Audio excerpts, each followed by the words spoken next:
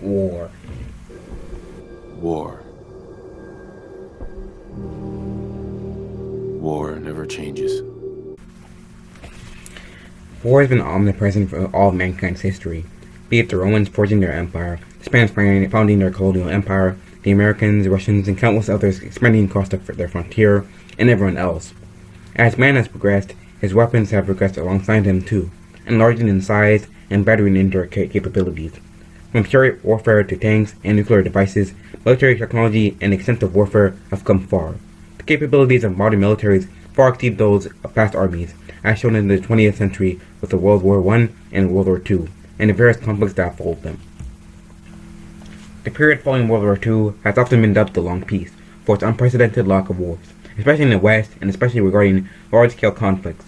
The past 3/4 of a century have seen a remarkable decrease in conflicts and an increase in diplomatic efforts rather than martial efforts to solve disputes. More and more countries are establishing diplomatic ties, and with all this, it seems as war as a concept is disappearing. War as a concept will be an outdated idea soon, and peaceful diplomacy or unified world government will come to take its place. You say as a Roman citizen during the Pax Romana, or as a Brit during the Pax Brittanica, or an American during the Pax Americana. Unfortunately, this is not the case. History is filled with numerous time periods that emulate us, where a long period of peace is present, and therefore the folks of the day believe that the war will fade from the face of the earth. For example, the Romans or 19th century West. However, as we all know, the periods of peace didn't last forever, oftentimes ending in cataclysmic catastrophe for these civilizations. And we are entering such a period. Several countries are on the verge of conflict between each other, be it Ethiopia or in Egypt over the Renaissance Dam, India and Pakistan over Kashmir, India and China over China dams up major Indian rivers, China and Taiwan over the Communist Party's desires to finish off the nationalists, and more countries like Turkey, the Koreas, American and French interventionist wars, and it does not even include separatist movements like in Nigeria or Indonesia, and the ongoing conflicts like Donbass and the various civil wars in the Arab world.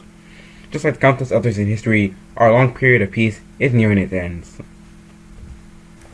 However, many would like to challenge this theory. They say that the circumstances and the information era differentiate us from previous points in history, and thus make war, or at least large-scale conflicts today, unlikely. Is that true? Let's see.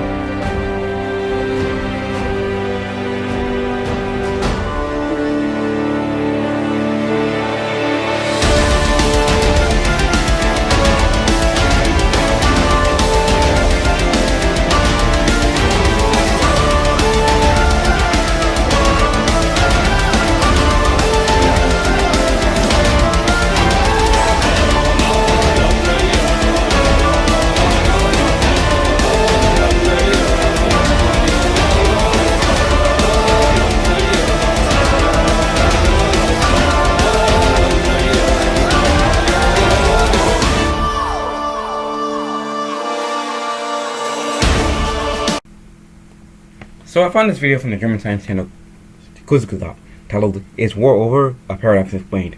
This video examines the history of war in the past century and its effects, as well as global diplomacy, and ultimately comes to the agreement that while we don't know for sure, things are, quote, getting better. It goes over many of the points used by those who suggest that war is coming to an end, or at least widespread conflict. So I thought this would be a great template for a video like this one. So, violence and war. The insane brutality of ISIS continues. The Russians are invading Ukraine, and the Palestinians and Israelis continue to slug it out. By the way, this is an old video, which is why it's acting like ISIS is still a big threat, and mentions the Russians invading Ukraine. Although that last part is probably more relevant today than it was back in 2014, the year that this video was released. Does that make you feel gloomy? Well, don't, because if you look at the numbers, war actually seems to be going out of fashion, while the global population is at an all-time high. It seems that we live in the most peaceful period in human history. How is this possible?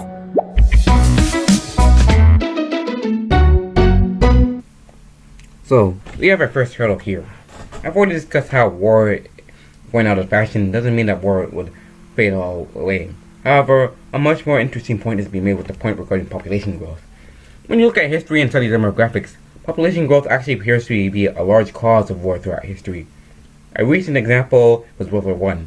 A major cause for World War I was that the massive productivity increasements and advancements of the 19th century Industrial Revolution spurred massive population growth and created a young and aggressive population that also caused a massive flock to the cities, destroying traditional European agrarian lifestyle that persisted for so long, forcing massive social stress.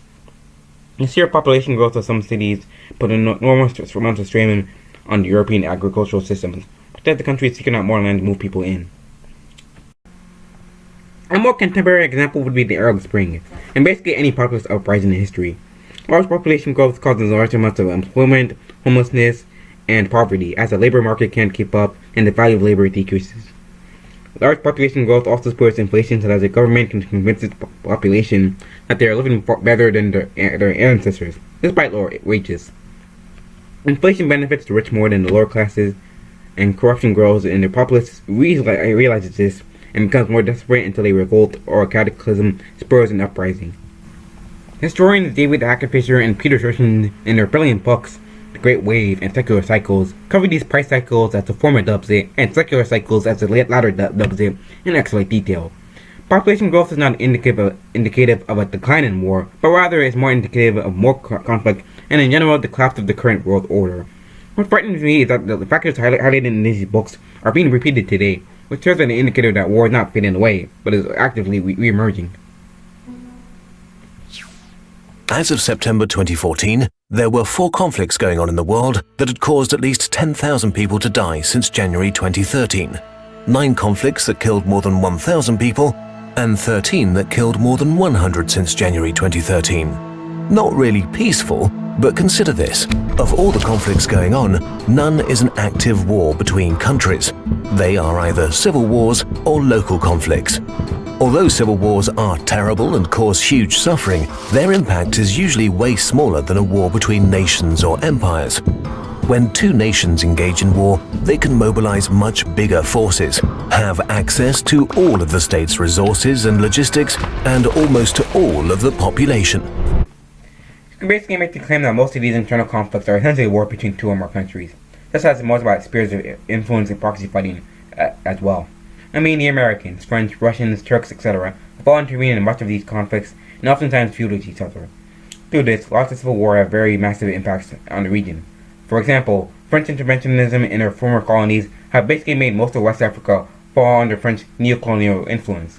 And Turkey can basically steamroll much of the Middle East now that the region has spent the past decade killing themselves, and other major powers like the Americans and the Russians are withdrawing.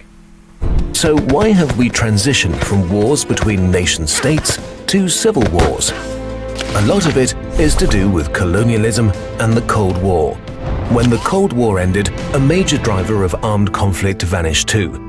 But the breakup of the communist dictatorships revealed new or old tensions and brought new conflicts in the now freed states, which often resulted in civil war. Much more importantly, in 1945, nearly all of Africa, much of Asia, and parts of Latin America were under colonial rule. By 1990, all but a few islands were independent. I would say that we were transforming more into a world of proxy conflicts than civil wars, but whatever. Anyway, the video states that this was caused by the end of the Cold War and European imperialism. However, I would argue that this is missing the full picture. The decline of external conflict during the 20th and 21st centuries was largely due to the New World Order forged after World War II. After World War II, the United States emerged as one of the only 2 superpowers on the map. Both the US and her rival, the Soviet Union, were part of the forged United Nations, the successor to the earlier failed League of Nations forged after World War I. The UN, forged after World War II, was however dominated by America and her allies, and so their ideals were forced onto it. The New World Order created by America following World War II upheld the idea of the nation-state and invading countries and conquering territories, was seen as contradictory to this ideal. The U.S., having the most powerful military on Earth, has basically enforced it since World War II, and especially after the collapse of the Soviet Union and the end of the Cold War, when the U.S. was no longer willing to back authoritarian regimes that released somewhere capitalist to counter communism in the Soviet Union. Look at the Persian Gulf, Yugoslavia, Ukraine, etc. Countries rarely declare external wars these days because they know the US will sanction the heck out of them, and if they're weak enough, laser their cities with a couple F-15s and airstrikes. However, with global tensions rising and with both the Democratic and Republican parties supporting anti-interventionist policies, this critical component of world peace will likely vanish in the near future. I will say that they are mostly correct about the Cold War causing more internal conflicts. As somewhat explained before, after the Cold War, various dictatorships lost backing since they could no longer pander to the US and the Soviet Union to gain aid. This left them weaker, which as much as these were third world countries undergoing massive population growth, was a bad thing. These contributed to incidents like the Arab Spring. As for colonialism, considering what they talked about at the end of the Cold War segment, I assume that the main ethnic groups dreaded the borders. The borders in lots of these former colonial regions, especially in Africa, oftentimes don't make sense even geographically, and are largely there because some 19th century European diplomat drew a line on the map at Berlin in 1885. This has spread lots of internal conflicts. However, I would argue that in the long run, as nations are allowed to expand again, these largely nonsensical borders will be withdrawn as former colonial regions crystallized into geographically definable countries. But things are getting better. Until 1989, victory for one side in a civil war was common, while nowadays, victories are much rarer. At the same time, negotiated endings have jumped from 10% to almost 40%. This does not make the future look brighter. Well, I mean, I guess when you frame it that way, I guess it does. However, this is super misleading. The primary reason victories in civil wars have gone down is because the governments that face them these days are oftentimes too infected to fully defeat them at best, and so the rebels just fight in remote areas of the countries for years, if not decades on end. Lots of civil wars that are negotiated really just continue on, with insurgents still fighting in remote areas, with conflict occasionally flaring up every few years, or if they really end, insurgencies just pop up in a few decades later. A good example of this is the Second Congo War, Africa and post-World War II man's deadliest war. It technically ended in 2003. However, in reality, the conflict is still basically ongoing, with Congolese warlords supplying the war effort by selling off the minerals that make your phones, laptops, computers, etc. What about the rest of the world? Why have nation-states stopped attacking each other? There are four major reasons. 1. Democratization. The steady development from autocracy to democracy. Democracies hardly ever fight each other. Of all the state-against-state wars fought since 1900, only a minority were fought between democracies. The primary reason democracies don't fight amongst each other is due to ideological reasons. After World War II, the United States emerged as sole democratic power, only being countered by our primary enemy, the autocratic Soviet Union. This trope of the democratic nation not waging war is only upheld if there's a powerful authoritarian state that can rally the democracy together. This is why from the collapse of the USSR in 1991 and the rise of China, which was realized of the West around 2015, there were relationships that often got strained, be it the French not joining the Iraq War, the Europeans and Canadians feuding with the Americans, or all three having, shall we say, a complex relationship with Turkey. Once the current international order collapses under the weight of the end of the 20th century price cycle, democracy will begin to feud again. By the way, this data is again misleading. There were really only two big wars in the 20th century, Third World Wars. The first mostly consisted of monarchies fighting amongst each other, and World War II was basically when all the nations who either lost World War I or barely got anything out of the conflict adopted fascism, a warped ideology that made them believe that they were unstoppable and made them declare unwinnable wars that led to them getting thrashed. Most wars afterwards were Cold War era proxy conflicts between dictatorships forged by prior weak democracies and surviving off the backing by the US or the Soviet Union. So the 20th century is not really that reliable in the grand scheme of things. 2. Globalization. War is just not as effective at achieving economic goals as it used to be. Today, it's almost always cheaper to buy resources on the global market than to seize them by force. People from other nations are more valuable to us alive than dead, which overall is a pretty new concept. Again, this is a temporary thing. Most wars are fought over wealth and resources, be it tribal raids on the Eurasian steppe, pushing westward to acquire cattle, which is more valuable than eastern sheep, to oil companies prolonging U.S. involvement in the Middle East to squeeze as much profit as possible. Critical resources like water, labor, and food are growing scarce in numerous areas. I think it's a bit naive to think that this won't spur future conflict. Remember that our tri-trading system is basically only there because the United States Navy protects shipping lines in the ocean from pirates. With Americans no longer wanting to be the world police, this could vanish, and imagine the repercussions that could have had. Well, that about wraps everything up I wanted to say. Kurzgezat is a great channel. This video is not meant to direct any hate towards their way.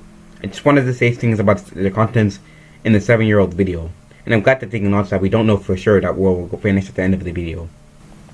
Thank you for watching. If you enjoyed this video, consider liking and subscribing to the channel, or alternatively, follow me on Twitter. Thank you.